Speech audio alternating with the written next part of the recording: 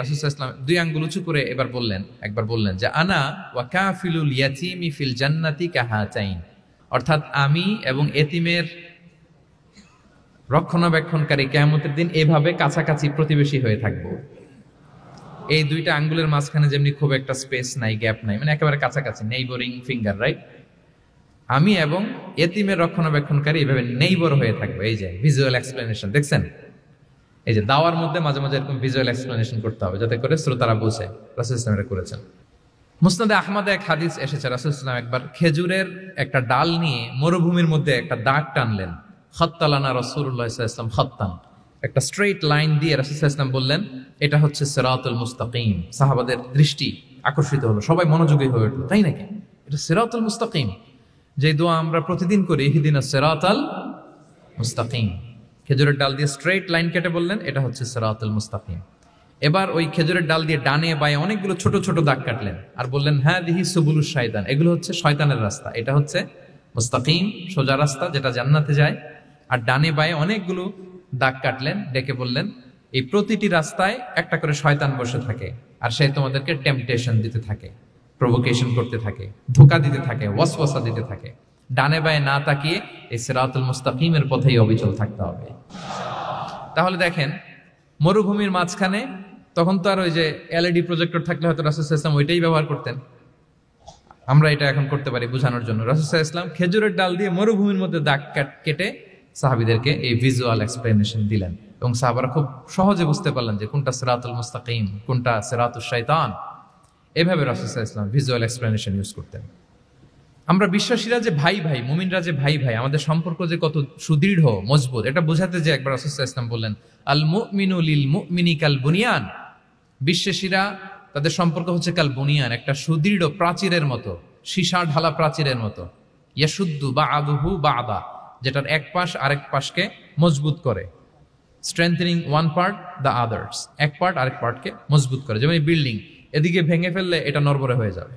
তিনি বুঝালেন যে সুদৃঢ় প্রাচীরের মতো হচ্ছে বিশ্বাসীদের সম্পর্ক। এটা বলে ওয়াসাব্বাকা বাইনা আসাবিহি, মানে ডান হাতের আঙ্গুলগুলো বা হাতের ভেতরে ভেবে ঢুকিয়ে দিলেন, বললেন যে এরকম মজবুত। সুবহানাল্লাহ। এই যে এই হাতের আঙ্গুলগুলো এই হাতে ঢুকিয়ে এরকম চাপ দিলে খুব শক্ত হয় না, মজবুত হয় না? রাসূল সাল্লাল্লাহু আলাইহি ওয়াসাল্লাম বললেন আমাদের বন্ধন হচ্ছে এরকম সুদৃঢ় মজবুত, সুদৃঢ় সীসা ঢালা প্রাচীরের মতো। আল্লাহু আকবার। তাহলে এই যে ভিজুয়াল এক্সপ্লেনেশন রাসূল সাল্লাল্লাহু আলাইহি ওয়াসাল্লাম বোঝানোর জন্য এই যে এরকম দাগ কাটা, কখনো এইভাবে, হাদিসে এরকম অনেক পাওয়া যায়। আমি অল্প কয়েকটা, সময়ের টাইম কনস্ট্রেন্টের কারণে অল্প কয়েকটা নিয়ে আসলাম। তাহলে এটা রাসূল সাল্লাল্লাহু আলাইহি ওয়াসাল্লামের একটা দাওয়া মেথোডোলজি ছিল, বোঝানোর জন্য কত ইজিয়েস্ট ওয়েতে তিনি অডিয়েন্সের কাছে পৌঁছাতে পারেন, তিনি প্রয়োজনে ভিজুয়াল এক্সপ্লেনেশনের সহায়তা নিতেন। আপনি যদি খেয়াল করে দেখেন যে কিভাবে আমরা অন্যান্য জাতিগোষ্ঠীর তুলনায় মধ্যমপন্থী জাতি, তাহলে দেখবেন যে আমরা যদি সাইয়েদনা ঈসা আলাইহিস সালামের ব্যাপারে কথা বলি, জেসাস ক্রাইস্টের ব্যাপারে, তাহলে দেখেন ওনার ব্যাপারে ইহুদি নাসারারা কেউ বাড়াবাড়ি করেছে, কেউ ছাড়াছাড়ি করেছে, আমরা একেবারে মিডল ওয়েতে আছি। যেমন ঈসা আলাইহিস সালামের ব্যাপারে খ্রিস্টানরা কি বলে জানেন? তারা বলে ঈসা আলাইহিস সালাম হচ্ছে আল্লাহর সন্তান। নাউযুবিল্লাহি মিন যালিক। Jesus Christ is the son of God, গডের সন্তান। তাহলে দেখেন কতটা বাড়াবাড়ি করলো, ঈসা আলাইহিস সালামকে উঠাতে উঠাতে খোদার আসনে নিয়ে বসালো। বাড়াবাড়ি হয়ে গেল না এটা? তাহলে একদল খুব বাড়াবাড়ি করলো। এবার যদি ইহুদিদের কথা চিন্তা করি, ইহুদিরা কি বলে? ইহুদিরা একেবারে উল্টো। তারা বলে ঈসা আলাইহিস সালাম হচ্ছে ইবনু জিনা, মানে জারদ সন্তান। নাউযুবিল্লাহ। দেখেন তাদের প্রত্যেকের আকীদা শোনা মাত্রই আপনাদেরকে বলা লাগতেছে না যে নাউযুবিল্লাহ বলেন, আপনারা স্বতঃস্ফূর্ত ভাবেই বলতেছেন নাউযুবিল্লাহ। তার মানে একদল বাড়াবাড়ি করলো, একদল ছাড়াছাড়ি। একদল বলল তিনি আল্লাহর সন্তান বলে একেবারে আল্লাহর উপরে উঠাই ফেলছে, আরেক দল নামাতে নামাতে একেবারে পদদলিত করলো, বলল তিনি হচ্ছেন বাস্টার্ড, মানে ইবনু জিনা, জারদ সন্তান। নাউযুবিল্লাহি মিন যালিক। একদল নিয়ে গেল একেবারে উপরে, আরেক দল একেবারে নিচে। কিন্তু আমরা কি বলি দেখেন, আমরা বলি ঈসা আলাইহিস সালাম উনি হচ্ছেন আব্দুল্লাহি ওয়া রাসূলুহু, তিনি হচ্ছেন আল্লাহ তাআলার দাস বা বান্দা এবং আল্লাহর সম্মানিত রাসূল। দেখুন কতটা ব্যালেন্স এই আকীদা। আমরা আব্দুল্লাহ বলার মধ্য দিয়ে বেসিকলি নাসারাদেরকে রিফিউট করি, তাদের প্রতিবাদ করি আমরা যে তোমরা যে বলেছো আল্লাহ সন্তান না, ওইদিকে উঠানো যাবে না, নিচে নামায় নিয়ে আসো, উনি আব্দুল্লাহ, আল্লাহর দাস। আর রসুলহু সম্মানিত রসুল বলে আমরা বেসিকলি ইহুদিদেরকে রিফিউট করি, তাদের প্রতিবাদ করি। আমরা বলি যে না, তোমরা যে বলেছো উনি জারদ সন্তান না, ওনার সম্মানকে পদদলিত করা যাবে না, উপরে উঠাইতে হবে, উঠায়া রসুল ও সম্মানিত রসুল। তাহলে নাসারাদের আকীদা থেকে আমরা নিচে নেমে আসলাম, ইহুদিদের আকীদা থেকে আমরা উপরের দিকে গেলাম। ফলে এটা কি হলো? ব্যালেন্স হলো, ভারসাম্যপূর্ণ হলো, মধ্যম পন্থা হলো। তো আশা করি মধ্যম পন্থার উদাহরণটা বুঝতে পেরেছেন। আরেকটা ছোট্ট উদাহরণ দেই। আমাদের বোনদের যখন পিরিয়ড চলে তখন নাসারারা কি করে দেখেন, খ্রিস্টানরা তারা সবকিছু করে, কোনো বাজ বিচার রাখে না, তখন এমনকি ফিজিক্যাল ইন্টিমেসিতেও যায়। যখন আমাদের বোনদের পিরিয়ড চলে তখন তারা ফিজিক্যাল ইন্টিমেসিতেও যায়, কোনো বাজ বিচার নাই। এটা হচ্ছে নাসারাদের অবস্থান। আর ইহুদিদের কি অবস্থান? এরা এই 5 দিন 7 দিন আমাদের বোনদের যখন পিরিয়ড চলে তখন তারা তাদের স্ত্রীদেরকে ধরবে না, ছোবে না, স্পর্শ করবে না, একসাথে বসবেও না। তাদের ঘরে আলাদা একটা স্পেশাল রুম রাখে, ওই রুমের ভিতরে, ওই ঘরের ভিতরে তাদের 5 দিন 7 দিন ওইখানে কাটাইতে হয়। তোমরা আবার সুস্থ হলে তারপরে আসবে। দেখেন, একদল খুব বাড়াবাড়ি করলো, আরেক দল ছাড়াছাড়ি করলো। কিন্তু আমাদের ইসলামে আমরা ব্যালেন্স, যে বোনদের যখন পিরিয়ড চলে হাজবেন্ড ওয়াইফ তখন স্বাভাবিক মেলামেশা, কথাবার্তা, ঘরের টুকিটাকি কাজ সবই করতে পারবে, ইল্লাল জিমা, যেটা আমরা ফিজিক্যাল ইন্টিমেসি বলি, ওইটা ছাড়া আমরা সবই করতে পারবো। তাহলে দেখেন, এই দুইটা উদাহরণ আমি সামনে আনলাম এজন্য যে এই যে মানহাজুল ওয়াসাতিয়াতি ওয়াল ইতিদাল, মধ্যম পন্থার কথা আমরা যেটা বলি, যেটাকে দিয়ে আল্লাহ তাআলা আমাদেরকে সম্মানিত করেছেন, যে ওয়াকাযালিকা জাআলনাকুম উম্মাতান ওয়াসাতা, তোমাদেরকে আমি মধ্যমপন্থী জাতি বানিয়েছি। তোমাদের মধ্যে বাড়াবাড়িও থাকবে না, ছাড়াছাড়িও থাকবে না, বরং আমরা হব মধ্যমপন্থী। আমরা কি হব? কি হব? তো প্রিয় ভাইরা, প্রথম কথা হচ্ছে, আপনি যখন দাওয়া বলবেন তখন আমাকে মধ্যম পন্থা বলতেই হবে। আমরা যখন ইসলাম শিখবো, শিখাবো, ইসলাম বুঝবো, বুঝাবো, এই সব ক্ষেত্রে আমাদেরকে মধ্যম পন্থা অবলম্বন করতে হবে। আমাদের খেয়াল রাখতে হবে আমরা যেন এক্সট্রিম লাইনে না যাই, আবার খুব এক্সট্রা লিবারেল যেন না হয়ে যায়, আমরা যেন মধ্যমপন্থী একটা অবস্থানে থাকি। এবং দাওয়া দেওয়ার ক্ষেত্রে এটাই বলা হয়েছে, আল্লাহ তাআলা বলছেন উদউ ইলা সাবিলি রাব্বিকা বিল হিকমাতি ওয়াল মাউইদাতিল হাসানাতি ওয়াজাদিলহুম বিল্লাতি হিয়া আহসান। নবী, আপনি লোকদেরকে আল্লাহর পথে ডাকুন, বিল হিকমা, প্রজ্ঞার সাথে, সুন্দর সুন্দর উপদেশ সহকারে, এবং কখনো তর্ক বিতর্কে জড়ানো লাগলে সেটা উত্তমভাবে আপনাকে জড়াতে হবে। তার মানে এই যে ইসলাম বোঝার ক্ষেত্রে, প্রচারের ক্ষেত্রে মধ্যম পন্থার নীতি, যেটা প্রজ্ঞা বা সুন্দর উপদেশমালা দিয়ে দাওয়াত দেওয়া, এটাও মূলত মধ্যম পন্থারই বহিঃপ্রকাশ। আমরা যখন কোনো দাওয়া কাজ করব, অলওয়েজ মাথায় রাখতে হবে যে আমি বাড়াবাড়ি যেন না করি, আমি আবার ছাড়াছাড়িও যেন না করি, আমি যেন মাঝামাঝি থাকি। তো এই যে দাওয়া আমরা দিচ্ছি, দাওয়াটা কি? বেসিকলি এটা হচ্ছে একটা কমিউনিকেশন, রাইট? এই যে আমি কথা বলতেছি, আপনারা শুনতেছেন, ইমাম সাহেব খুতবা দিচ্ছেন, আমরা সেটা শুনি, স্ট্রিট দাওয়া হয়, বিভিন্ন রকম দাওয়া এখন হচ্ছে, এগুলো basically communication. And this communication should be full of wisdom and beautiful advice. এটাই মূলত আল ওয়াসাতিয়া, মানহাজুল ওয়াসাতিয়া, মধ্যম পন্থা। আমি যে বিশ্ববিদ্যালয় থেকে ব্যাচেলর করেছি, ওই বিশ্ববিদ্যালয়ের একটা স্লোগান আছে, মানহাজুল ওয়াসাতিয়াতি ওয়াল ইতিদাল। ওনারা মধ্যম পন্থার কথা বলে। সো আমি যেহেতু এই বিশ্ববিদ্যালয় আল আজহারের গ্রাজুয়েট, আমি যেখানেই যাই একটু করে আমি এই আল ওয়াসাতিয়ার কথাটা বলি, প্রিয় ভাইরা।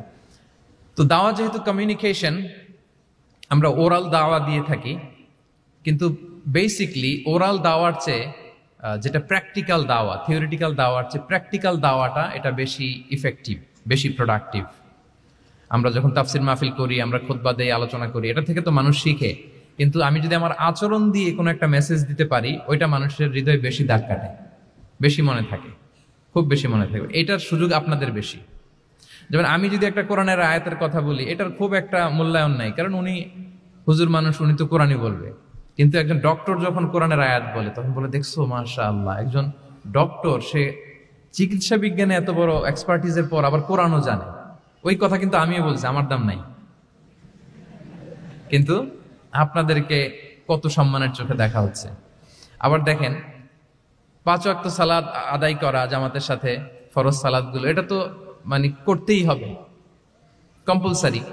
এটা করে তো খুব বেশি ক্রেডিট নেওয়ার কিছু নাই, তো আমরা সবাই পড়ি। কিন্তু একজন ডাক্তার যখন নামাজ পড়ে, খেয়াল করে দেখবেন, একজন ডক্টর যখন চেম্বারে রুগীদেরকে রেখে বলে যে, ওখানে যদি লেখা থাকে যে সালাতের সময় বিরতি থাকবে, বা বলা হয় যে এই ডাক্তার কিন্তু রুগী বসিয়ে রেখে নামাজটা পড়ে এসে আবার রুগী দেখা শুরু করে, এটা সবাই খুব পজিটিভলি নেয়, যে দেখো এত ব্যস্ততার পরেও চাইলে এই সময় রুগী দেখতে পারতো, কিন্তু উনি নামাজ পড়ে। দেখেন, একই কোরআনের কথা আমিও বললাম, আপনিও বললেন, আপনার মর্যাদা কত বেশি। আমিও জামাতে নামাজ পড়ি, ইমামতি করাই, আর আপনি যে একটু তাড়াতাড়ি করে নামাজটা পড়ে চলে আসেন, এটাতে আপনার এপ্রিসিয়েশন কত বেশি।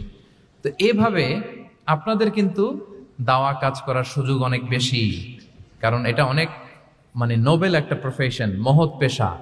আপনারা জনগণকে সরাসরি সেবা দেওয়ার যে ব্যাপারটা, এটার সুযোগ আছে। যুদ্ধ বিধ্বস্ত আপনি আহতদেরকে সেবা দিতে পারেন, আগুনে পোড়া রোগীদেরকে সেবা দিতে পারেন, দুরারোগ্য ব্যাধি তার আর যাওয়ার জায়গা নেই, আপনি সেবা দিতে পারতেছেন। যে কোনো রোগ বালাই, যে কোনো পরিস্থিতিতে যখন একজন মানুষ অসুস্থ হয় তখন আপনি সেবা দিচ্ছেন, তখন তার মনটা কিন্তু খুব নরম থাকে, তার মধ্যে একটা অসহায়ত্ব কাজ করে। ওই একটা অসহায় মানুষ, তার মনটা খুব নরম, ওই রকম একটা সিচুয়েশনে তারা আপনাদের দ্বারস্থ হয়।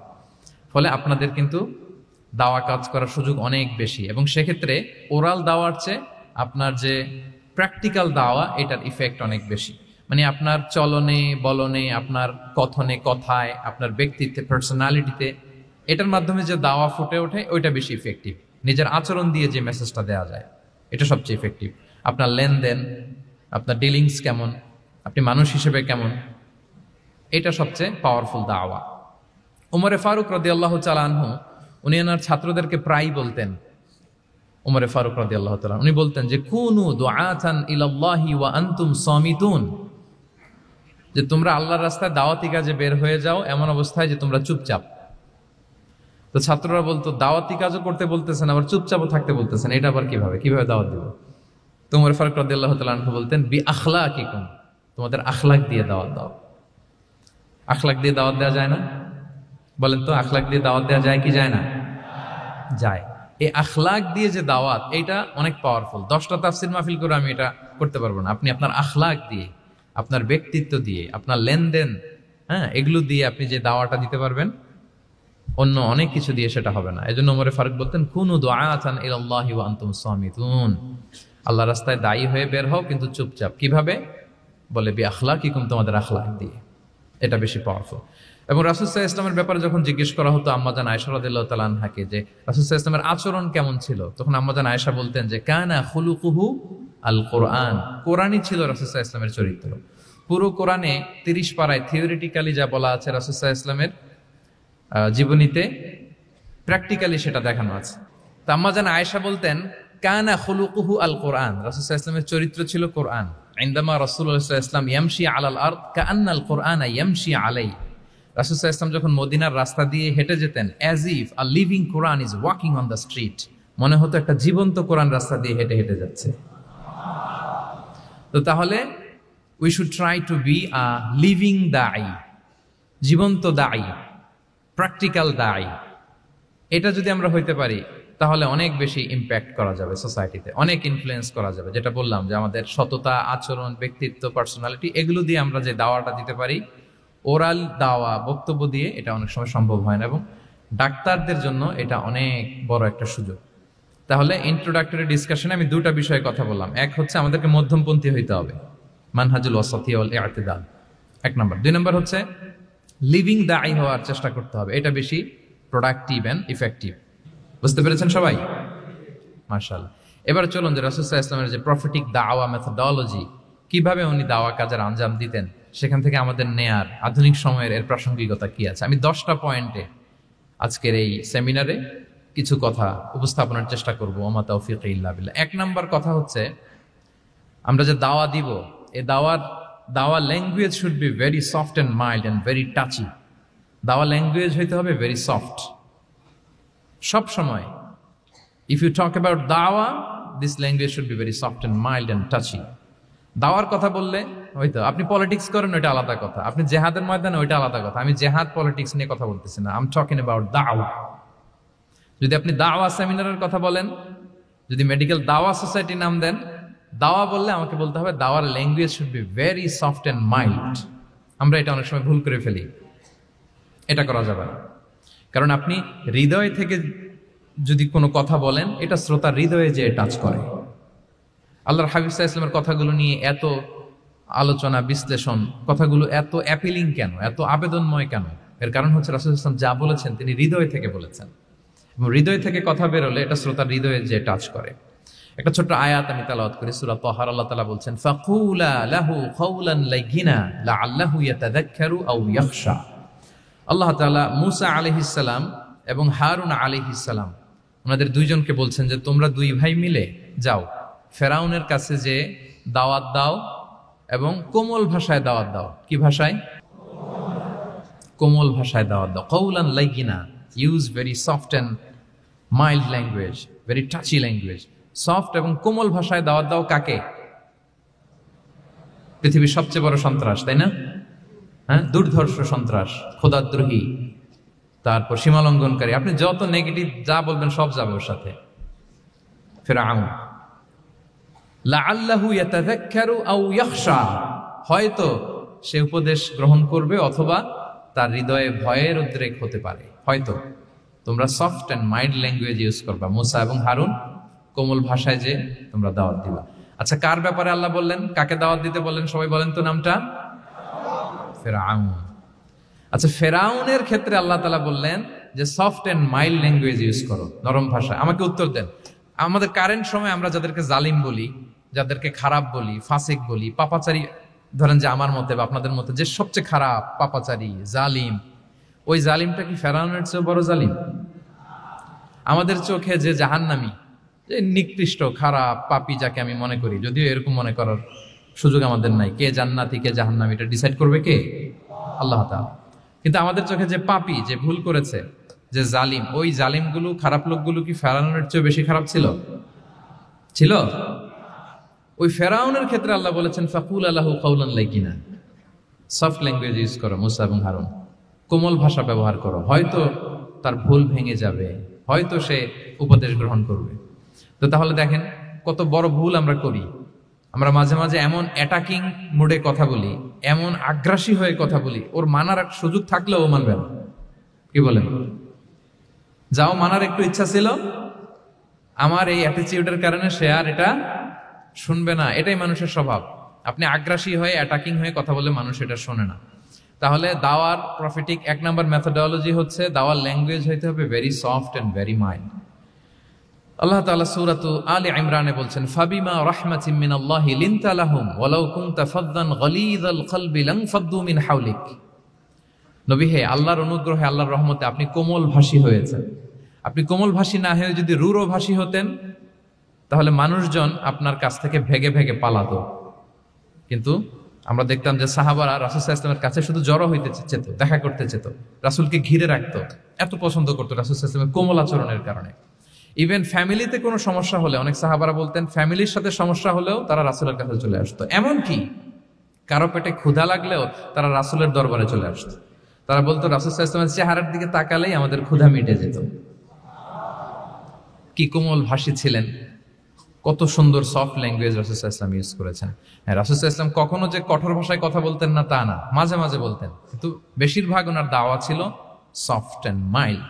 মাঝে মাঝে প্রেক্ষাপটের আলোকে রাসূল সাল্লাল্লাহু আলাইহি ওয়াসাল্লাম অনেক সময় তেজস্বী, জ্বালাময়ী ভাষণ দিতেন, মনে হতো ব্যাটালিয়নকে কমান্ড করছেন। এটা মাঝে মাঝে চেহারা লাল হয়ে যেত, গড়গড় করতেন যুদ্ধের আগে। কিন্তু রেগুলার বেসিসে রাসূল সাল্লাল্লাহু আলাইহি ওয়াসাল্লাম খুব কোমল ভাষায় কথা বলতেন। তাহলে 1 নম্বরে যেটা জানলাম, যদি আপনি দাওয়া মেন্টালিটি, দাওয়া মোডে থাকতে চান, আপনার ভাষা হতে হবে শক্ত না নরম? সফট হইতে হবে, কোমল। কারোর প্রতি আগ্রাসী হয়ে যেন আমরা কথা না বলি, অ্যাটাকিং মুডে যেন না বলি, বললেও শুনবে না। এটাই মানুষের নেচার, সফট ল্যাঙ্গুয়েজে বলতে হয়। ফেরাউনকে যদি বলা হয় ওর সাথে ভালোভাবে বলো, তো আমাদের আশেপাশে যারা আছে এরা তো আরো এদেরকে সম্মান দিয়ে নরম করে বলা উচিত। কি বলেন? জি, 1 নম্বর গেল। 2 নম্বর হচ্ছে দাওয়াকে ফলপ্রসূ করতে হলে রাসূল সাল্লাল্লাহু আলাইহি ওয়াসাল্লাম যেটা করতেন, শ্রোতাদের অনেক সময় মনোযোগ আকর্ষণের জন্য উনি অনেক ধরনের টুলস, অনেক ধরনের জিনিস তিনি ব্যবহার করতেন। যেমন একটা পদ্ধতি রাসূল সাল্লাল্লাহু আলাইহি ওয়াসাল্লামের ছিল, রাসূল সাল্লাল্লাহু আলাইহি ওয়াসাল্লাম মানুষের আকর্ষণ বৃদ্ধির জন্য মাঝে মাঝে প্রশ্ন ছুড়ে দিতেন অডিয়েন্সকে, drawing attention of the listener by throwing questions. Question throw করার মাধ্যমে অ্যাটেনশন গ্রো করতেন। হাদিসে এরকম অনেক উদাহরণ পাওয়া যায়। একটা ছোট্ট হাদিস শেয়ার করি, সহিহ মুসলিমে এসেছে। রাসূল সাল্লাল্লাহু আলাইহি ওয়াসাল্লাম একবার সাহাবাদেরকে বললেন, ইন্না মিনাশ শাজারি শাজারাতান লা ইয়াসকুতু ওয়ারাকুহা মাসালুহা মাসালুল মুসলিম। রাসূল সাল্লাল্লাহু আলাইহি ওয়াসাল্লাম জিজ্ঞেস করলেন, তোমরা কি কেউ বলতে পারবা বৃক্ষরাজির মধ্যে একটা বৃক্ষ আছে, গাছের মধ্যে একটা গাছ আছে যেই গাছের কখনো পাতা ঝরে না, ওই গাছের পাতা কখনো ঝরে না। এর দৃষ্টান্ত হচ্ছে মুসলিমের দৃষ্টান্তের মতো। বলো তো ফাহাদ্দিসুনি মা হিয়া, বলো তো ওই গাছটা কি, কে বলতে পারো? আপনারা তো সব একেবারে পেরে গেছেন। তো সাহাবারা ওই দিন কেউ বলতে পারেন নাই, কারণ কি জানেন? একে তো আমরা জানি হাদিস স্টাডি করার কারণে, হাদিস স্টাডি না করলে তো আমরা বলতে পারতাম না, আমাদের দেশে তো খেজুর গাছ অত হয় না। তো ওনারা কেউ বলতে পারে না, এর কারণ হচ্ছে তারা ভাবছিল প্রশ্ন যেহেতু করছে এটা যেন তেন প্রশ্ন, এটা কঠিন কোনো গাছের একটা নাম বলতে হবে। তো বাড়ির পাশে যে খেজুর গাছ, মদিনার অলিতে গলিতে যে খেজুর গাছ ভর্তি, এই দিকে আর ওনাদের অ্যাটেনশন যায় না। ওনারা চলে গেছে মরুভূমিতে, ইয়ামানে, তারপর একেবারে ডেজার্টের মাঝখানে কি কি ক্যাকটাস, গুলমলতা, কি কি গাছ আছে ওগুলো আওড়াচ্ছে মনে মনে। ভাবতেছে যে খেজুর গাছের কথা তো রাসূল সাল্লাল্লাহু আলাইহি ওয়াসাল্লাম আমাদের জিজ্ঞেস করার কথা না, এ তো আমাদের গাছ, বাড়ির পাশের গাছ। তো কেউই আর বলতে পারে নাই। এরপর রাসূল সাল্লাল্লাহু আলাইহি ওয়াসাল্লাম যখন দেখলেন সবাই অপারগ, রাসূল সাল্লাল্লাহু আলাইহি ওয়াসাল্লাম বললেন ইন্নাহা আন-নাখলা, এটা হচ্ছে খেজুর গাছ, ডেট প্লান্ট। তো আব্দুল্লাহ ইবনে উমর রাদিয়াল্লাহু তাআলা আনহু বাড়িতে যাওয়ার পরে ওমরে ফারুককে তার বাবাকে বললেন যে বাবা, আজকে যে রাসূল সাল্লাল্লাহু আলাইহি ওয়াসাল্লাম প্রশ্ন ছুড়ে দিলেন আপনারা যে কেউ পারলেন না, উত্তরটা কিন্তু আমি পারতাম। তো ওমরে ফারুক বললেন বলো কি, তুমি পারতা? তো বললা না কেন? তুমি আজকে উত্তর দিতে পারলে তো রাসূলের সামনে আমার বুকটা এত বড় হয়ে যেত। মানে লাল উট পেলে আরবরা যেই খুশি, আমি এর চেয়ে বেশি খুশি হতাম। তখন উনি বললেন যে আপনি পারতেছেন না, অন্যান্য বয়স্ক সাহাবারা পারতেছে না, মুরব্বীরা কেউ যেহেতু বলে নাই, আমি বিনয়ের খাতিরে উত্তরটা দেই নাই, কিন্তু আমি জানতাম যে এটা খেজুর গাছ। তাহলে দেখেন রাসূল সাল্লাল্লাহু আলাইহি ওয়াসাল্লাম অ্যাটেনশনটাকে ড্র করার জন্য প্রশ্ন ছুড়ে দিতেন। আপনারা তো মানে প্রশ্ন ছড়াই তো আপনাদের কাজ, যে কি অবস্থা, শরীরটা কেমন, পেট ঠিক আছে কিনা, ঘুম হয় কিনা, কমন প্রশ্ন না আপনাদের? আপনাদের কাছে গেলেই তো প্রথমে জিজ্ঞেস করে যে হজম হয় কিনা, তারপর ঘুম আসে কিনা, এই হয় কিনা, অনেক প্রশ্ন আপনারা করেন। তো এইভাবে আপনি যদি আস্তে আস্তে প্রশ্নের ছলে যদি তাকে আপনি দাওয়া দিতে চান, আপনি কিন্তু দিতে পারেন। এটা রাসূল সাল্লাল্লাহু আলাইহি ওয়াসাল্লামের একটা দাওয়া মেথোডলজি ছিল। দুইটা বলে ফেললাম, একটা হচ্ছে দাওয়ার ল্যাঙ্গুয়েজ হতে হবে অনেক শক্ত, নাকি হ্যাঁ নরম, সফট এন্ড মাইল্ড। দুই নাম্বার হচ্ছে প্রশ্ন ছুড়ে দিয়ে শ্রোতাকে আকর্ষণ করা, মনোযোগ আকর্ষণ করা। তিন নাম্বার ভিজুয়াল এক্সপ্লেনেশন, রাসূল সাল্লাল্লাহু আলাইহি ওয়াসাল্লাম এটা করতেন যাতে করে আরো সহজে বোঝানোর জন্য। এটা নিশ্চয়ই আপনারা করেন। রাসূল সাল্লাল্লাহু আলাইহি ওয়াসাল্লামের দাওয়া জিন্দেগিতে দেখা যায় প্রায় সময় কিছু উনি ভিজুয়াল এক্সপ্লেনেশন নিয়ে এসেছেন সাহাবাদের সামনে, যাতে করে সাহাবারা to get a better idea of the issue. কয়টা গেল মেথোডলজি? তিনটা। চার নাম্বার হচ্ছে গ্রাজুয়ালিটি, ধীরে ধীরে ধাপে ধাপে দাওয়া পরিচালনা করা, দাওয়া কাজ করা। এটাতে অনেক সময় আমরা ভুল করে ফেলি। আমরা অনেক সময় একটু রাশিং মেন্টালিটিতে থাকি, তাড়াহুড়ো। একজন ভাই নতুন দিনে ফিরছে, আগে হয়তো সংশয়বাদী ছিল, নাস্তিক ছিল, প্র্যাকটিস করতো না, এখন সে প্র্যাকটিসের ইচ্ছা করছে। এই সুযোগ পেয়ে আমি তারে বলা শুরু করলাম নামাজ পড়তে হবে, রোজা রাখতে হবে, জাকাত দিতে হবে, তোমার ওয়াইফরে পর্দা করাইতে হবে, হালাল হারাম ও কয়েক ছাড়ছে, আমার সম্ভব না। ও বলবে ভাই আগে যাচ্ছিলাম ওইটাই ভালো ছিল, এতগুলো তো আমি মানতে পারবো না। তো এই যে আপনি তাকে দিন থেকে ভাগালেন, আপনার দাওয়া মেথোডলজি জানা না থাকার কারণে আপনি তাকে ভাগালেন। একসাথে আপনি এত কথা বলবেন না। নতুন যখন কেউ দিনে ফিরে তাকে আপনি একসাথে এত কথা বলবেন না। নতুন যখন কোনো বোন ইসলামে আসতে চায় তাকে আপনি কঠিন করে বলবেন না। উপরে আমাদের বোনরা আছে, তাদেরকেও আমি বলবো সহজ করে বলেন। প্রথমে নামাজের কথা বলেন, নামাজ আস্তে আস্তে পড়ুক যতটুকু পারুক। প্রথমে হয়তো 5 ওয়াক্ত পারবে না, 1 ওয়াক্ত 2 ওয়াক্ত দিয়ে শুরু করবে, এরপর আস্তে আস্তে 5 ওয়াক্ত যাবে। এরপর তাকে একটু শালীন পোশাকের কথা বলেন, যে তুমি একটু শালীন পোশাক পরো, সেফটি সিকিউরিটির জন্য ভালো। সেটাতে অভ্যস্ত হলে তাকে হেজাবের দাওয়াত দিবেন আপনি, হেজাবে অভ্যস্ত হলে নেকাবের দাওয়াত দিবেন আপনি। এইভাবে গ্রাজুয়ালিটি, ধাপে ধাপে, একসাথেই কঠিন করে দিনকে উপস্থাপন করা যাবে না। দাওয়া is a gradual process, gradually যাইতে হবে। Beginning with the most important issue first, তারপর যেটা ইম্পর্টেন্ট, তারপর যেটা ইম্পর্টেন্ট, ধাপে ধাপে আপনি তাকে বলবেন। আপনারা নিশ্চয়ই সবাই মদ হারাম হওয়ার যে স্টেপগুলো আছে জানেন না? কয়বারে হারাম হয়েছে? 3 বারে। ওয়াসআলুনাকা আনিল খামরি ওয়াল মাইসির কুল ফীহিমা ইসমুন কাবীরু ওয়া মানাফিউ লিন-নাস ওয়া ইসমুহুমা আকবারু মিন নাফিহিমা। প্রথমে বললেন মদে কিছু উপকার আছে, কিন্তু এটার গুনাহ বেশি, ক্ষতি বেশি, কিন্তু সামান্য উপকার আছে। তো মানুষ সচেতন হয়ে গেল যে না, এটা কিন্তু গুনাহ আছে, ক্ষতি আছে, সাবধান হইতে হবে। মদ খাওয়া কমায় দিল। আচ্ছা, এরপর বলা হলো ওয়ালা তাকরাবুস সালাতা ওয়া আনতুম সুকারা, মাতাল হয়ে মদ খাওয়া অবস্থায় নামাজে যেও না। কারণ কোন এক সাহাবী নামাজে এমন ভাবে তেলাওয়াত করলেন, অর্থ চেঞ্জ হয়ে গেল। ফলে দিনে 5 বার মদ খাওয়া যাবে না। এই আয়াত দিয়ে তো তাই বোঝা যায়, তাই না? 5 বারের জন্য যখন সাবধান হয়ে গেল, আরো তারা অভ্যস্ত হয়ে গেল। এরপরে নাজিল হলো ইন্নামাল খামরু ওয়াল মাইসিরু ওয়াল আনসাবু ওয়াল আজলামু রিজসুম মিন আমালিশ শাইতানি ফাজতানিবু।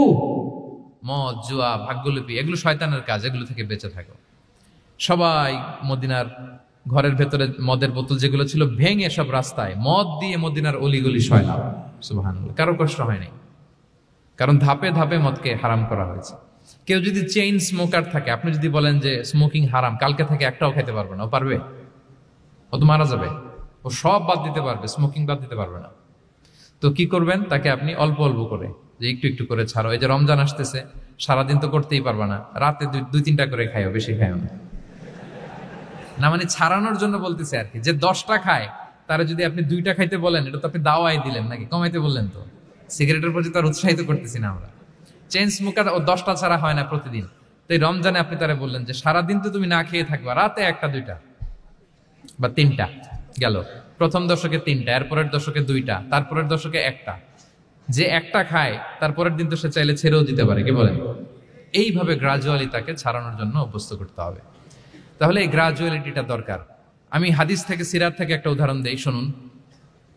রাসূল সাল্লাল্লাহু আলাইহি ওয়াসাল্লাম মুআয ইবনে জাবাল রাদিয়াল্লাহু তাআলা আনহুকে ইয়ামানের গভর্নর করে পাঠালেন।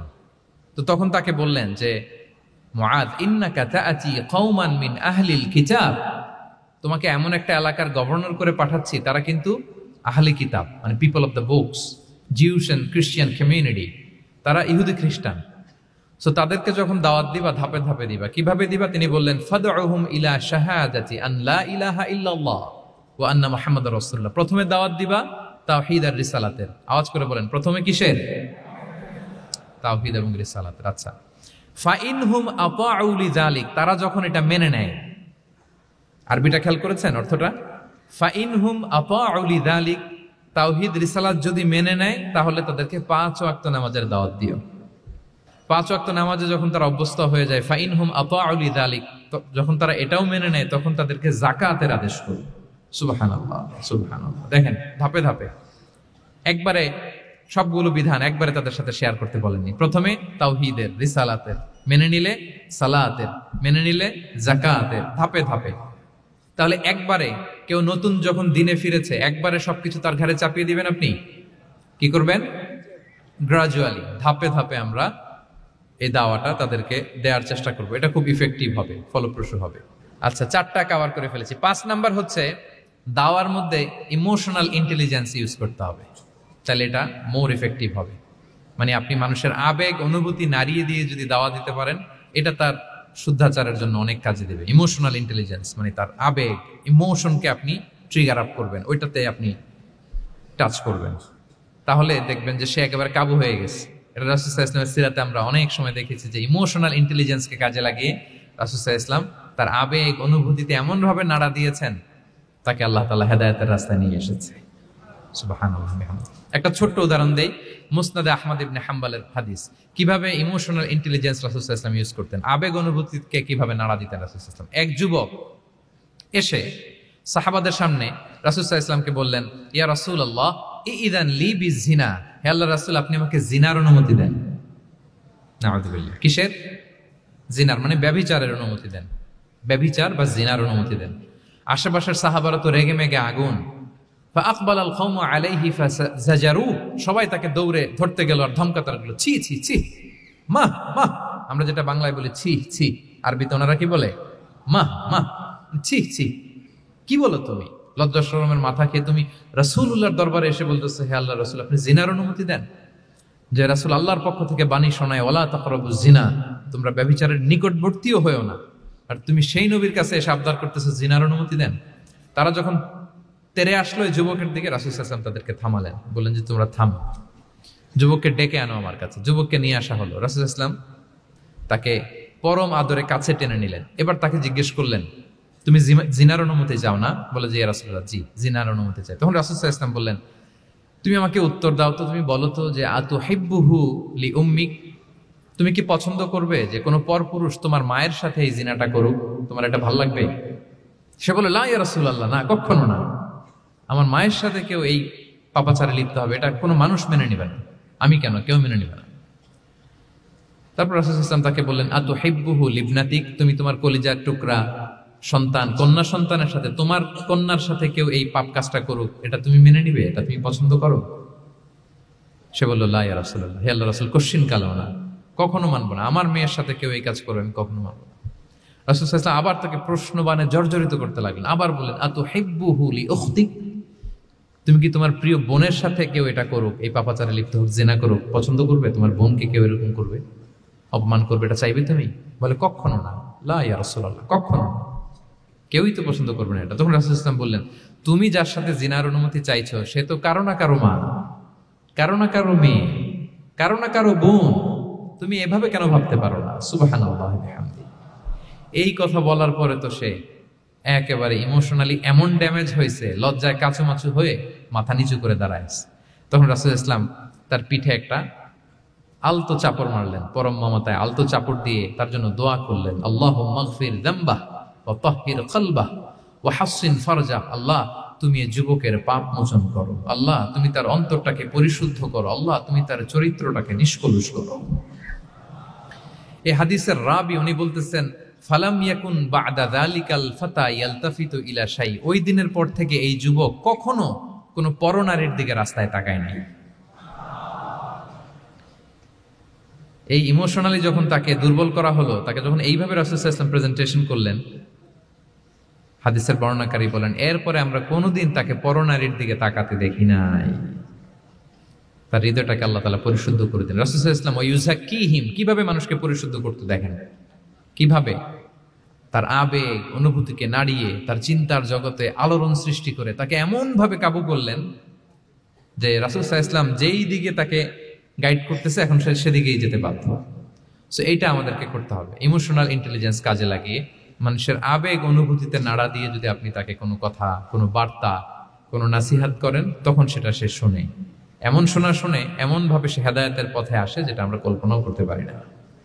তাহলে এটা যেন আমরা করি, এটা খুবই প্রোডাক্টিভ, এটা খুবই ইফেক্টিভ, এটা খুবই ফ্রুটফুল, কাজে দেয় মানুষকে ইমোশনালি তাকে দেওয়া। এই পয়েন্টটা বুঝতে পেরেছেন তো সবাই, না? আলহামদুলিল্লাহ। 6 নাম্বার মেথোডোলজি হচ্ছে, দাওয়া should be full of love. দাওয়া বললে এটার সাথে লাভ থাকতে হবে, লাভ, ভালোবাসা। যদি আপনি দাওয়া বলেন, এখানে লাভ থাকতে হবে। ইট কামস উইথ লাভ, ভালোবাসা। ভালোবাসা দিয়ে আপনি মানুষের হৃদয় জয় করতে হবে। আমরা দায়ীরা অনেক সময় বেশি জাজমেন্টাল হয়ে যাই। আরব শায়েকরা বলে যে, নাহনু দুআত লাসনা কুদাত, আমরা দায়ী, আমরা জাজ নই, উই আর নট জাজেস। আমাদের অনেক দায়ীরা আমরা ভুল করে ফেলি, আমরা বলি যে ও খারাপ, ও এটা, ও জাহান্নামী, ও খারিজ, এরকম আমরা সবাইকে নাকচ করি। মনে হয় যেন সবাইরে জাহান্নামে পাঠাই, আমি একা জান্নাতে যেতে পারলেই সফল। আচ্ছা বলেন তো, সব গেল জাহান্নামে, আপনি একা শুধু জান্নাতে, ভাল লাগবে আপনার? এই যে আজকে আমরা এখানে সবাই ছাত্র, শিক্ষক, ডিস্টিংগুইশ গেস্টরা, উপরে আমাদের বোনরা, কত ভালো লাগতেছে না? ধরেন যে 2500 সিটিং ক্যাপাসিটির এই চীন মৈত্রী সম্মেলন কেন্দ্রে কেউ নাই, শুধু আপনি একা। এই বিশাল হল রুমে কেউ নাই, আপনি একা, ভাল লাগবে? তো সবাইকে জাহান্নামে পাঠিয়ে শুধু আমি জান্নাতে গেলে এটা আমার ভাল লাগবে না, ওই জান্নাতে। আমরা কিভাবে আমাদের জান্নাতের দলকে ভারী করতে পারি, এই চেষ্টাটা আমাদের বেশি বেশি করতে হবে, কি বলেন? তাহলে দাওয়া should be full of love, কারণ ভালোবাসা দিয়ে যা জয় করা যায়, কঠোরতা দিয়ে তা পারা যায় না। ভালোবাসা দিয়ে আপনি যেটা করতে পারবেন, কঠোরতা দিয়ে কখনো সেটা করতে পারবেন। আসুন আমরা হাদিস থেকে শুনি, সিরাত থেকে শুনি। আল্লাহর হাবিব সাল্লাল্লাহু আলাইহি ওয়াসাল্লাম মসজিদে নববীতে বসে আছেন সাহাবাদেরকে নিয়ে। হঠাৎ এক বেদুইনের আগমন। বেদুইন মানে যার মধ্যে নগর জীবনের কোনো নিয়ম কানুন সে দেখেনি, জানে না, বুঝে না। সিভিলাইজেশন বলতে যেটা বুঝি, ভদ্রতা, কার্টিসি, ম্যানার, এটা সে শিখেনি। এরকম এক বেদুইন অনেক দূর পল্লী থেকে মদিনার মসজিদে নববীতে এসেছে, কিন্তু সে ইসলাম ধর্ম গ্রহণ করেছে, মুসলিম। তো মসজিদে ঢুকে সে 2 রাকাত নামাজ পড়তেছে। এসে যে রাসূলকে সালাম দিবে, কথা, ওই কার্টিসিটাও নাই। রাসূল সাল্লাল্লাহু আলাইহি ওয়াসাল্লাম বসা ওইদিকে সাহাবাদের নিয়ে, সে তার মতো এসে এক জায়গায় মসজিদের সাথে তার উট বেঁধে সে 2 রাকাত নামাজ পড়ে দোয়া করতেছে আল্লাহর কাছে। কি দোয়া জানেন? দোয়ার মধ্যেও কাটিসি নাই। দোয়াতে বলে, ইয়া আল্লাহ, আল্লাহুম্মা আরহামনি ওয়ারহাম মুহাম্মাদা ওয়ালা তারহাম মা'ানা আহাদা। মানে আল্লাহ তুমি শুধু আমারে রহম করো আর মুহাম্মদ সাল্লাল্লাহু আলাইহি ওয়াসাল্লামের রহম করো, আমাদের সাথে আর কাউরে রহম করো না তুমি। বেদুইন, তার মধ্যে আদাবু দোয়া, দোয়ার যে একটা এটিকেটস আছে এটা তো তার জানা নাই। দোয়ায় অন্যদের জন্য দোয়া করলে যে নিজের লাভ এটা সে জানতো না। আমি যদি বলি যে আল্লাহ এই ভাইদেরকে তুমি কবুল করো, তখন ফেরেশতারা বলে আল্লাহ যিনি দোয়া করতেছে আগে তাকে তুমি কবুল করো। কেউ অসুস্থ, আমি যদি বলি আল্লাহ আমার এই ভাইকে তুমি সুস্থ করো, আল্লাহর ফেরেশতারা বলে আল্লাহ যিনি দোয়া করলেন আগে তার রোগ বালাই থাকলে আগে তাকে সুস্থ করো। তো এই যে দোয়ার এটিকেটস, আদাব ও দোয়া, এটা সে জানতো না। সে দোয়া করতেছে আল্লাহুম্মা আরহামনি ওয়ারহাম মুহাম্মাদা ওয়ালা তারহাম মা'ানা আহাদা, শুধু আমারে রহম করো, মুহাম্মদ সাল্লাল্লাহু আলাইহি ওয়াসাল্লাম রহম করো, আর কাউরে না। তো রাসূল সাল্লাল্লাহু আলাইহি ওয়াসাল্লাম দূর থেকে দেখতেছেন এই দোয়া আর বলতেছেন যে হায় রে, একটা প্রশস্ত জিনিসকে সে সংকীর্ণ বানায় ফেললো। না, আল্লাহর কাছে কি রহমের কোনো কমতি বা ঘাটতি আছে? নাই। সে তো দোয়াতে সবাইকে ইনক্লুড করতে পারতো। তো রাহমাতাল লিল আলামিন আল্লাহর হাবিব সাল্লাল্লাহু আলাইহি ওয়াসাল্লাম তিনি বুঝতে পেরেছেন যে এই লোকটা আসলে বেদুইন, তার মধ্যে ওই কার্টিসি নাই। তো তিনি ফলো করতে লাগলেন যে দেখি লোকটা কি করে। তো লোকটা দোয়া টোয়া করেই এবার যে মসজিদের এক কর্নারে বসে ওখানেই পেশাব করা শুরু করলো। মানে কোনো কার্টিসি, নিয়ম, ভদ্রতা তার জানা নাই। তো তাকে পেশাব করতে দেখে বাকি লোকেরা তো তাকে ধরতে গেল, মারতে গেল। রাসূল সাল্লাল্লাহু আলাইহি ওয়াসাল্লাম বললেন দাউ, রাখো রাখো, আরে থামো থামো, ওকে কাজ সারতে দাও, ওকে ওর কাজ সারতে দাও। কারণ আপনারা এটা ভালো জানেন যে ওয়াশরুম সারা অবস্থায় যদি কেউ বাইরে থেকে জোরে ডাক দেয় তাহলে অবস্থা খারাপ আছে, ঠিক কিনা বলেন? কেউ টয়লেট সারতেছে ওয়াশরুমে, তখন যদি আপনি জোরে নক করেন এটা তার ক্ষতি হয়, কারণ আগে তাকে ওইটা পাস করতে হবে স্মুথলি। এটাও একটা এটিকেটস যে কেউ ওয়াশরুমে গেল, আমাকেও যেতে হবে, তো আমি যে বারবার ডিস্টার্ব না করে ওখানে একটু পায়চারা করতে পারি, একটু হালকা মৃদু শব্দে কাশি দিতে পারি, বা আমি যে বাইরে আছি সামওয়ান ইজ ওয়েটিং আউটসাইড, এটা তাকে বুঝাতে পারি। কিন্তু অনেকে যে কি করে, ধাম ধাম করার যখন শুরু করে ওই বেচারার তো অবস্থা টাইট। এটা যেন আমরা না করি, এই শিক্ষাটা কিন্তু এই হাদিস থেকে পাই। রাসূল সাল্লাল্লাহু আলাইহি ওয়াসাল্লাম বললেন দাউ দাউ, রাখো রাখো, আরে ছাড়ো ছাড়ো, ও তো এখন করতেছে, ইউরিন পাস করতেছে, রাখো, ওটাও সারুক, আগে সারুক, আমরা পরে ডিল করি। তো সবাইকে তিনি থামালেন, ও সারলো। এবার রাসূল সাল্লাল্লাহু আলাইহি ওয়াসাল্লাম বললেন এবার তোমরা যে ওয়াহারিকু আলা বাউলিহি সাজলান মিন মা, যেহেতু মসজিদে নববীর ফ্লোর ছিল বালুর ফ্লোর, শুকিয়ে যাবে, বললেন যে ওর পেশাব করা জায়গার উপর এক বালতি পানি ঢেলে দাও। সাহাবারা দিল। আর এই বেদুইন লোককে রাসূল সাল্লাল্লাহু আলাইহি ওয়াসাল্লাম কাছে টেনে নিলেন, যে তাকে খুব ভালোবাসা দিয়ে বললেন কি অবস্থা তোমার, কোত্থেকে আসছো, সব খোঁজ খবর নিয়ে বললেন যে তুমি যে এইখানে নামাজ পড়লা, এরপরে আবার এই কাজটা সারলা, তুমি কি জানো এইখানে আল্লাহর জিকির করা হয়, এটা আমাদের ইবাদতগাহ, এখানে আমরা রবের জিকির করি, তার কাছে ফরিয়াদ করি, সবাই মিলে এই কমিউনিটির সবাই এখানে আসে, এই কমিউনিটির, মদিনার কমিউনিটির সবাই মিলে নারী পুরুষ নির্বিশেষে আমরা এসে এখানে আল্লাহর কাছে ফরিয়াদ করি, দোয়া করি, ইবাদত করি, কোরআন তেলাওয়াত করি, এটা আমাদের ইবাদতগাহ। এইখানে কি এমন কাজটা করা তোমার ঠিক হলো? সে তো লজ্জায় কাচুমাচু হয়ে রাসূল সাল্লাল্লাহু আলাইহি ওয়াসাল্লামের কাছে ক্ষমা চেয়েছে। সুবহানাল্লাহ বিহামদি। একটা কঠিন পরিস্থিতিকে ভালোবাসা দিয়ে রাসূল সাল্লাল্লাহু আলাইহি ওয়াসাল্লাম কোথায় নিয়ে যেতেন, এটাকে পুরো হিস্ট্রি পাল্টে দিতেন, সিনারিও পাল্টে দিতেন। সাহাবারা অবাক হলো, তারাও শিখলো যে না, এরকম করা যাবে না। তখন তাকে এইভাবে ডিল করলেন। আর সাহাবারা যারা রাগারাগি করেছিল, সাহাবীদেরকে রাসূল সাল্লাল্লাহু আলাইহি ওয়াসাল্লাম বললেন ফাইন্নামা বুইসতুম মুয়াসসিরিন ওয়া লাম তুবআসু মুআসসিরিন, মনে রেখো তোমরা সহজপন্থী হয়ে প্রেরিত হয়েছে, তোমরা কঠিন কট্টরপন্থী হয়ে, জটিলপন্থী হয়ে প্রেরিত হও নাই। তোমরা কোনো কাজকে জটিল ভাবে সমাধানের দিকে যেও না, সহজ করে সলভ করবা। সুবহানাল্লাহ, সুবহানাল্লাহ বিহামদি। তাহলে দেখেন, ভালোবাসা দিয়ে রাসূল সাল্লাল্লাহু আলাইহি ওয়াসাল্লাম ওই বেদুইনকে যেভাবে আদব শিক্ষা দিলেন, তার হৃদয় জয় করলেন। কঠোরতা দিয়ে পারা যেত? বলেন তো পারা যেত? পারা যেত না। তো 6 নাম্বার দাওয়া মেথোডোলজি হচ্ছে দাওয়া should be full of love, full of love, full of well wishes. আপনি শুভকামনা, ভালোবাসা, এটা দিয়ে আপনি মানুষের হৃদয়ে যতটুকু জায়গা পাবেন, কঠোরতা দিয়ে পাবেন না। আরেকটা ছোট্ট উদাহরণ দেই। সুমামা ইবনে উসাল রাদিয়াল্লাহু তাআলা আনহু, উনি ইয়ামামার অধিপতি ছিলেন, অধিপতি। রাসূল সাল্লাল্লাহু আলাইহি ওয়াসাল্লামকে হত্যা করতে এসেছিলেন গোপনে। কি করতে? হত্যা করতে। কি করতে বলেন সবাই? হত্যা করার জন্য এসেছিলেন। কিন্তু দুর্ভাগ্যক্রমে হত্যা করতে এসে সে ধরা পড়ে গেছে সাহাবীদের হাতে, হত্যার করতে পারে নাই সুমামা ইবনে উসাল। তো সাহাবীরা তাকে ধরে মসজিদে নববীর পিলারের সাথে বেঁধে রাখলো, বেঁধে রাসূল সাল্লাল্লাহু আলাইহি ওয়াসাল্লামকে ডাকলো।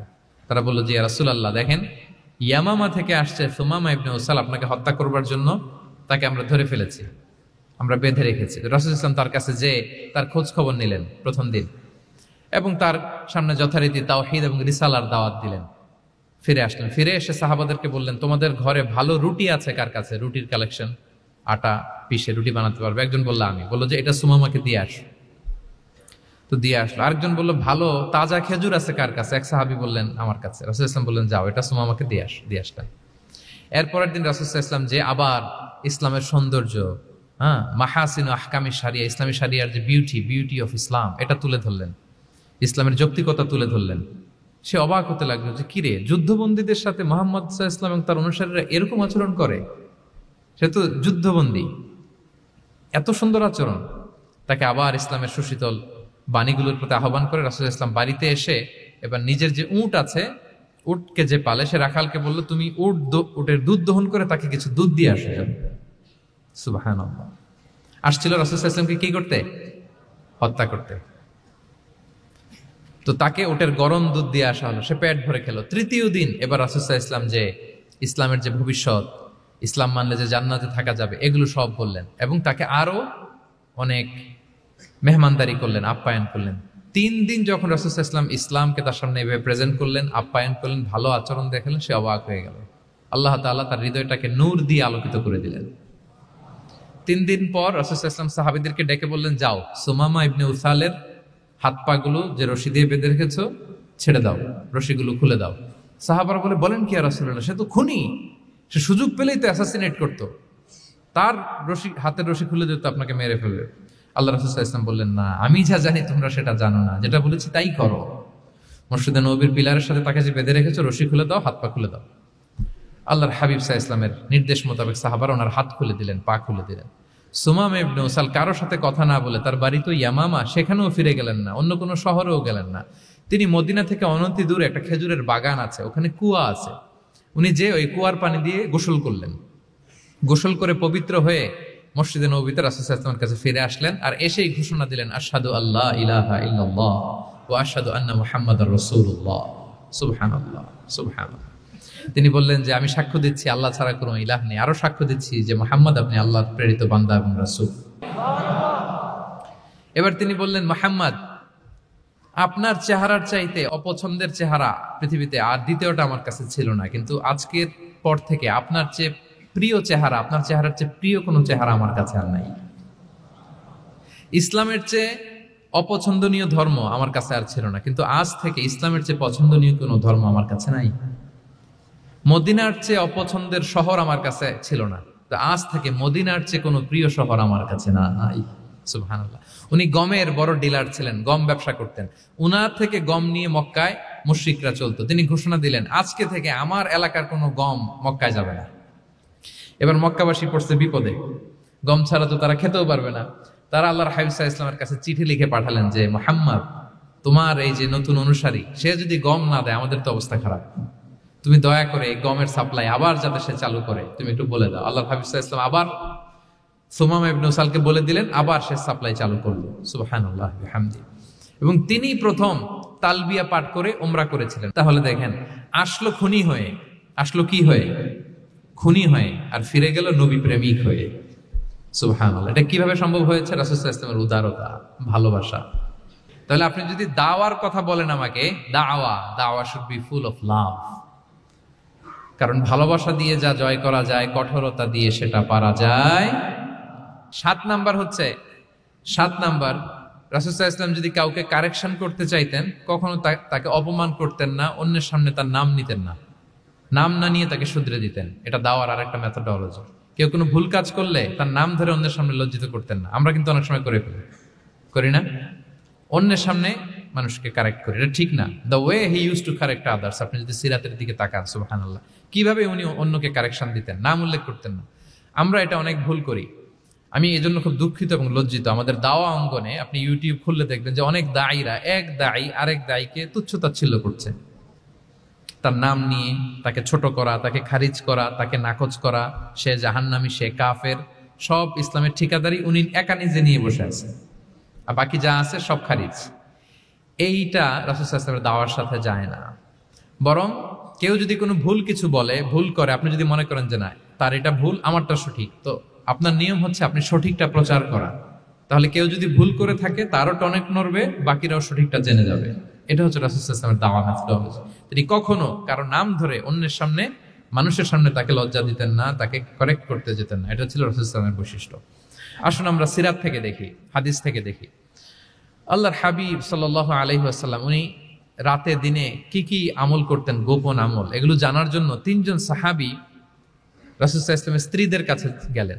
যে জিজ্ঞেস করলেন যে আপনারা আমাদেরকে বলুন যে রাসূল সাল্লাল্লাহু আলাইহি ওয়াসাল্লাম রাতে কি আমল করে, দুপুরে কি আমল করে, বিকেলে কি আমল করে।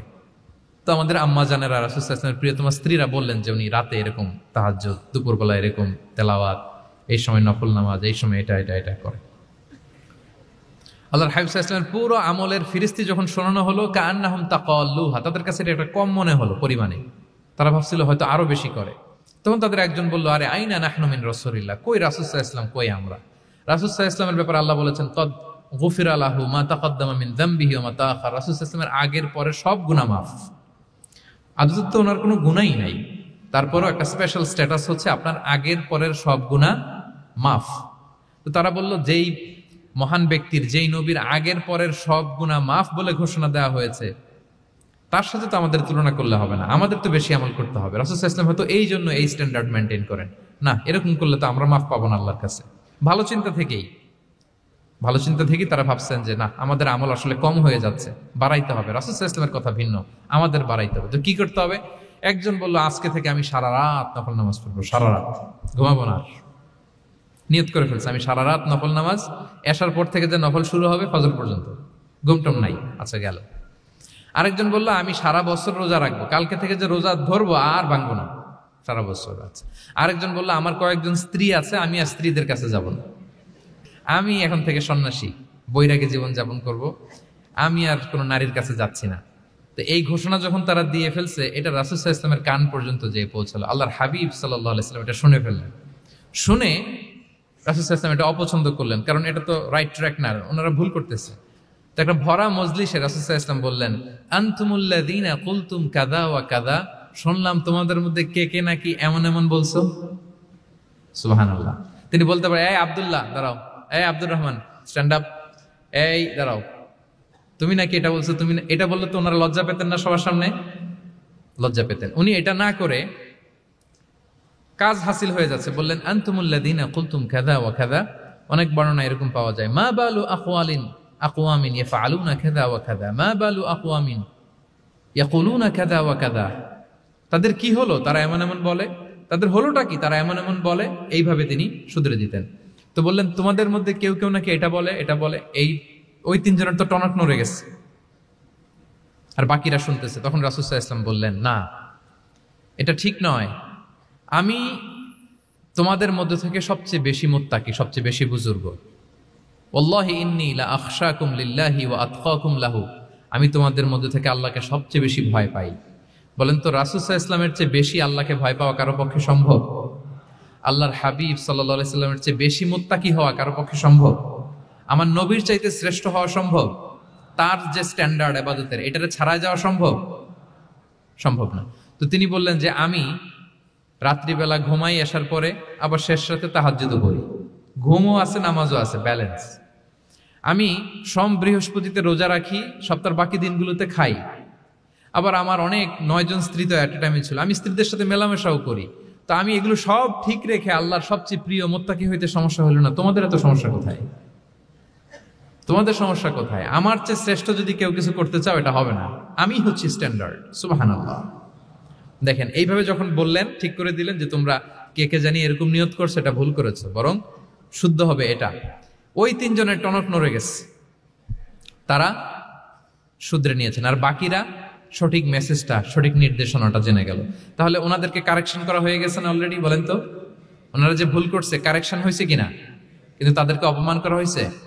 এই ভুলটা আমরা অনেক সময় করি, অন্যের সামনে। কখন? নিজের ছেলেকে, নিজের স্ত্রীকে, বন্ধুকে, অন্যের সামনে এইভাবে আমরা যেন কারেক্ট না করি।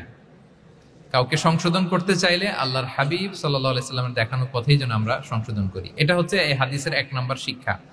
আরেকটা শিক্ষা হচ্ছে ব্যালেন্স লাইফস্টাইল, ব্যালেন্স অ্যাপ্রোচ। আমরা জানলাম, অনেকে মনে করে, আমার পরিচিত কয়েকজন লোক আছে, আমি বলছি, তারা থামাইছে কিনা জানি না, আমার কাছে এসে শোনাইতেছে, হুজুর আমি সারা বছর রোজা রাখি।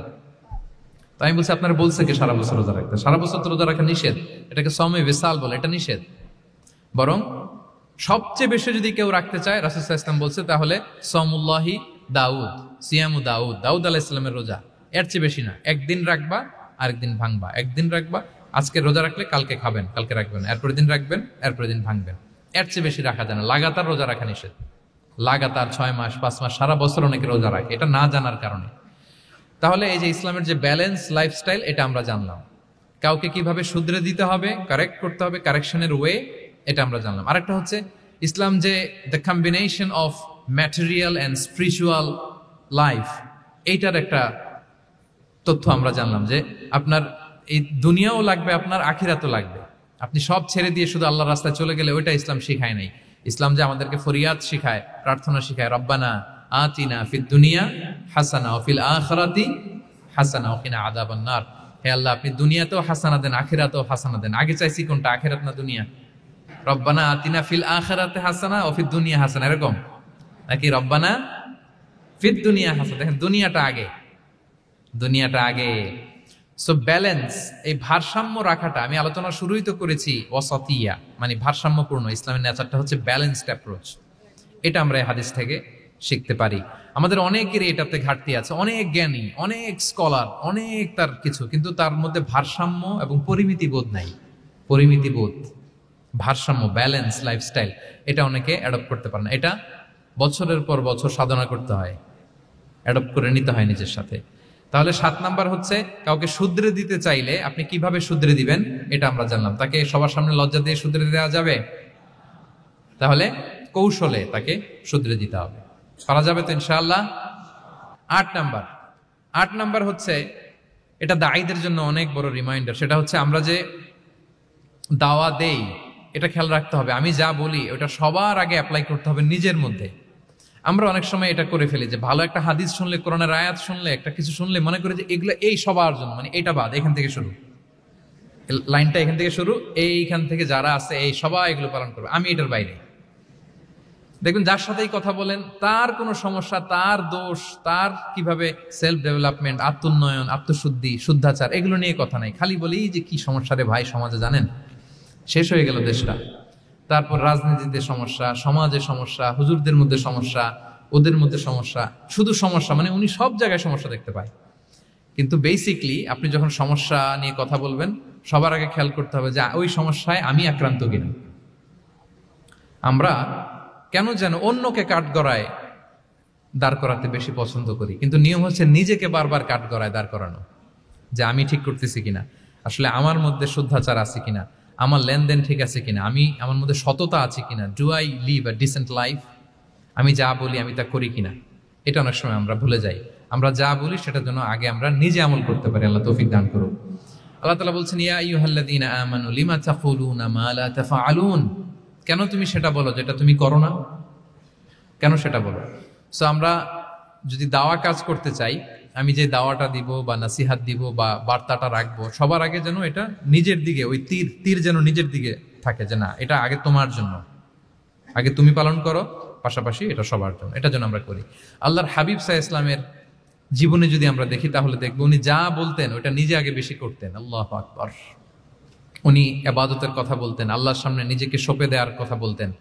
আর নিজেকে কিভাবে সঁপে দিতেন দেখেন, তিনি যখন দোয়া করতেন নিজেকে ছোট করতে করতে তিনি আল্লাহরে বলতেন, আল্লাহুম্মা ইন্নী আবদুক ওয়া ইবনু আবদিক ওয়া ইবনু আমাতিক নাসিয়াতি বিয়াদিক। হে আল্লাহ, আমি আপনার দাস।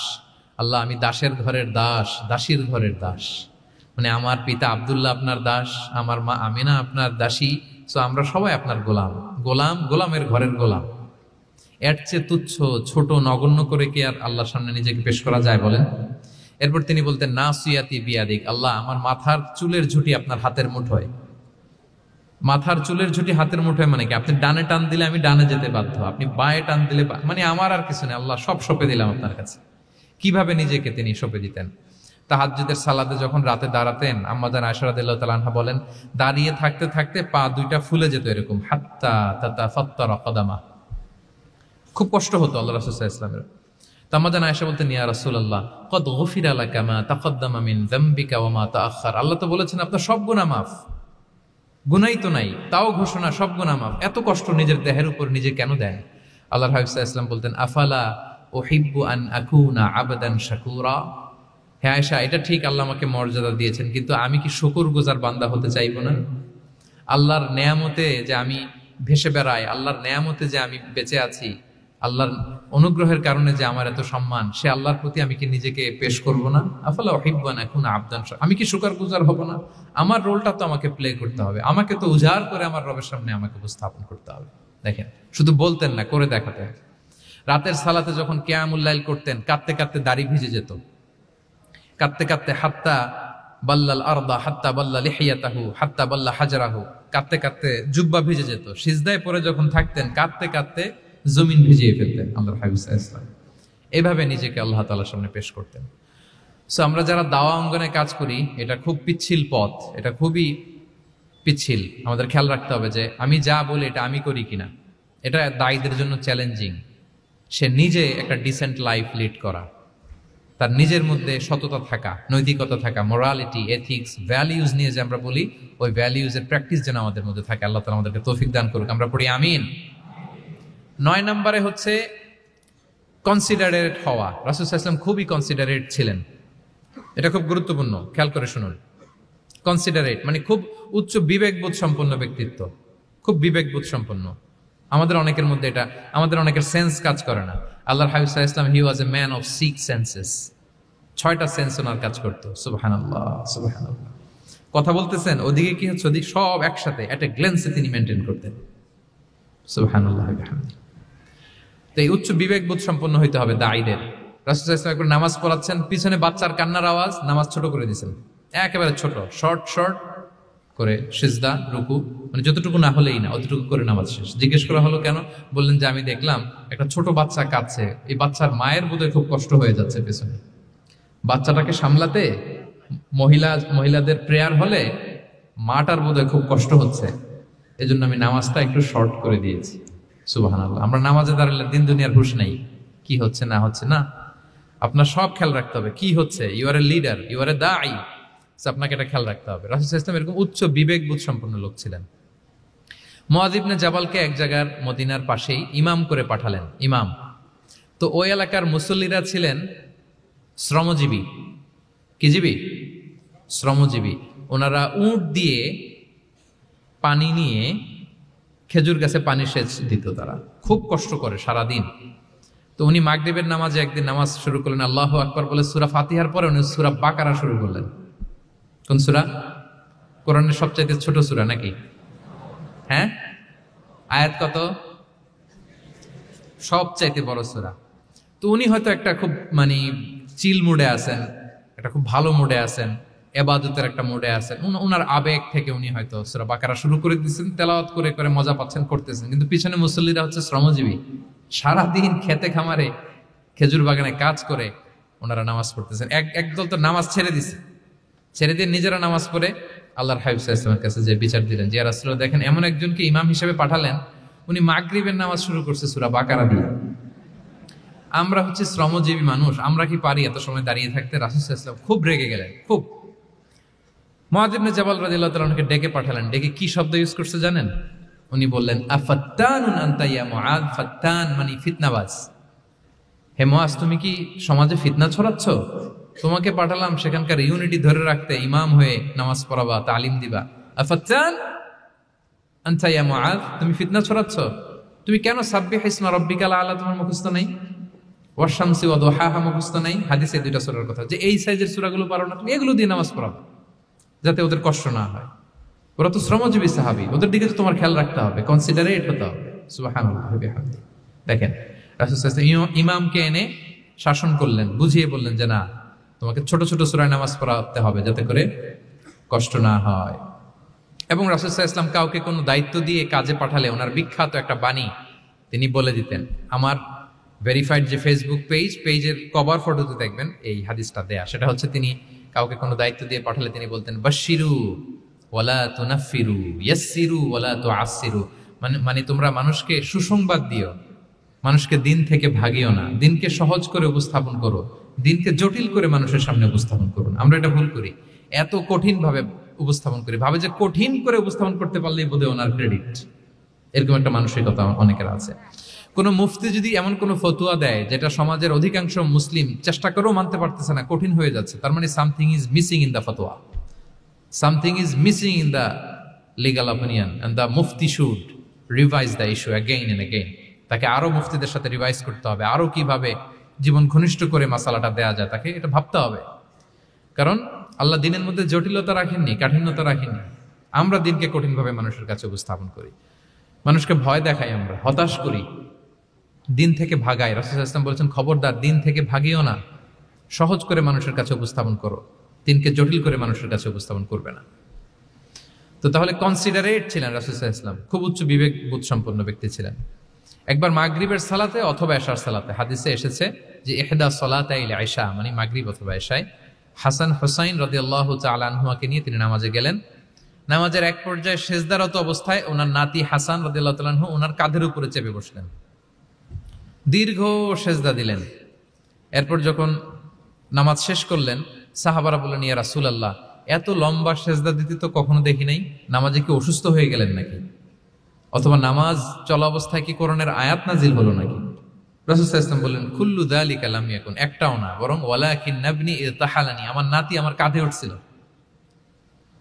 ফাকারিহতু আন উআজ্জিলাহু হাত্তা ইয়াকদিয়া হাজাতা, আমি সেজদায় উঠতে গেলেই তো ও যে খেলতেছে এটা ডিস্টার্ব হয়ে যাবে, সো ওর যতক্ষণ না ওর খেলা শেষ না হয় আমি একটু ওয়েট করতেছিলাম। তার খেলাধুলা শেষে তার সময় যখন হয়েছে নেমে গেছে, আমি তখন সেজদা থেকে মাথা উঠিয়েছি।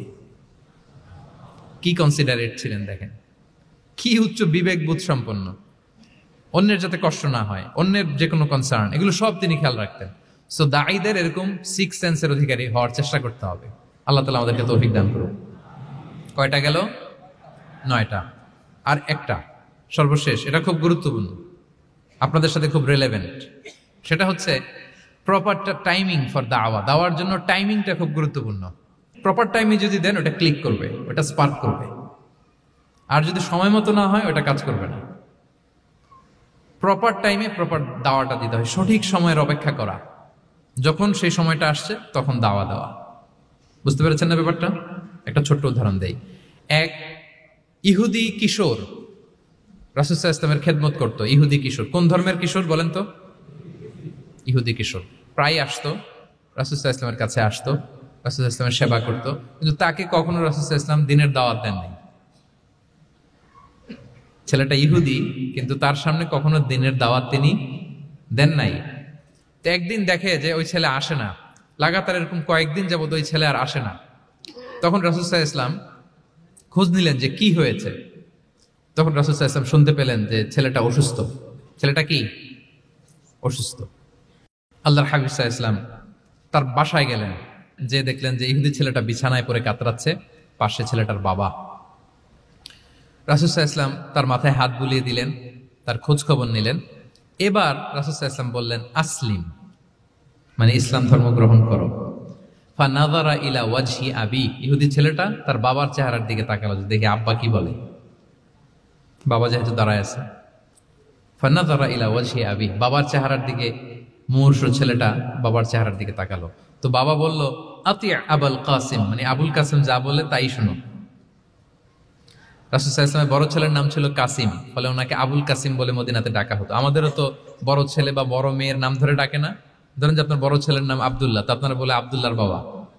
রাসূল সাল্লাল্লাহু আলাইহি ওয়াসাল্লামকে মদিনায় বলা হতো কাসিমের বাবা। তো ছেলেটা যখন বাবার চেহারার দিকে তাকালো, বাবা বলল, আতি আবুল কাসিম, তুমি আবুল কাসিমের অনুসরণ করো, যা বলে তাই শোনো। ছেলেটা তখন পড়তে আরম্ভ করলো, আশহাদু আল্লা ইলাহা ইল্লাল্লাহ ওয়া আশহাদু আন্না মুহাম্মাদুর রাসূলুল্লাহ, মানে মুসলিম হয়ে গেল। রাসূল সাল্লাল্লাহু আলাইহি ওয়াসাল্লাম ইহুদিদের ঘর থেকে বের হয়ে আসলেন আর বললেন, আলহামদুলিল্লাহিল্লাযী আনকাযাহু মিনান নার, বুখারীর বর্ণনা। প্রশংসা সে আল্লাহর, যে আল্লাহ এই ছেলেটিকে জাহান্নাম থেকে মুক্তি দিয়ে জান্নাতি বানিয়ে নিল। দেখেন, রাসূল সাল্লাল্লাহু আলাইহি ওয়াসাল্লাম একটা প্রপার টাইমিং এর অপেক্ষা করতেছিলেন।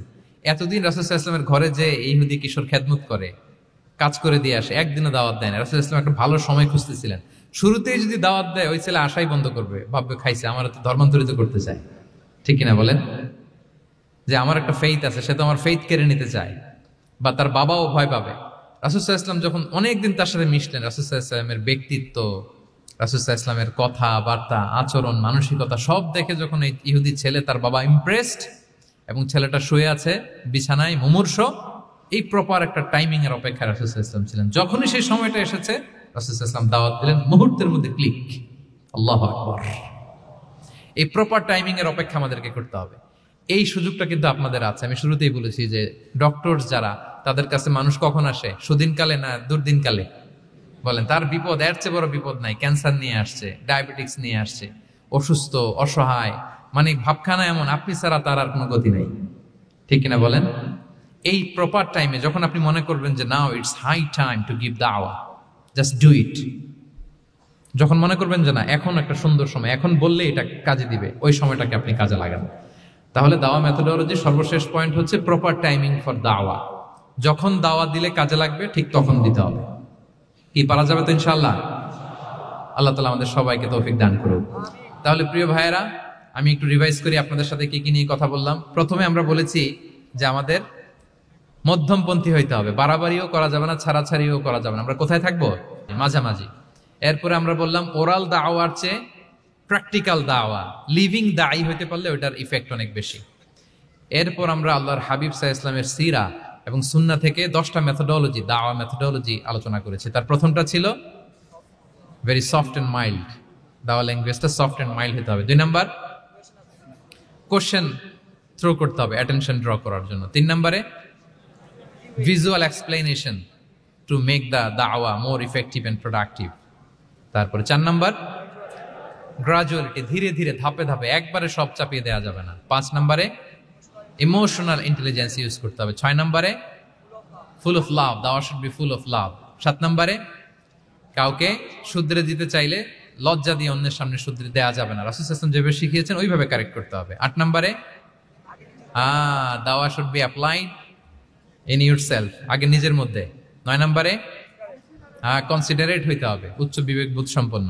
10 নম্বরে, প্রপার টাইমিং, ঝোপ্য যে কোপ, বাংলা একটা কথা বলে না, কি বলে? ঝোপ্য যে, তার মানে সময় মতো, সময়ের 1/4, অসময়ের সময় মতো। যখন আপনি মনে করবেন it's high time to give দাওয়া, ডু ইট, এটা করেন। এইভাবে আল্লাহ রাসূল সাল্লাল্লাহু আলাইহি সাল্লামের দাওয়া মেথোডোলজি ফলো করে যদি আমরা দাওয়া কাজ করি, দাওয়াটা প্রোডাক্টিভ হবে এবং খুব ইফেক্টিভ হবে। আশা করি আল্লাহর হাবিব সাল্লাল্লাহু আলাইহি ইসলামের এই যে দাওয়া মেথোডোলজি এবং এটা কিভাবে আমাদের সাথে রেলেভেন্ট হতে পারে, কিভাবে এটাকে আমরা ইফেক্টিভ করতে পারি আর প্রোডাক্টিভ করতে পারি, এ ব্যাপারে আপনারা একটা মোটামুটি ধারণা পেয়েছেন।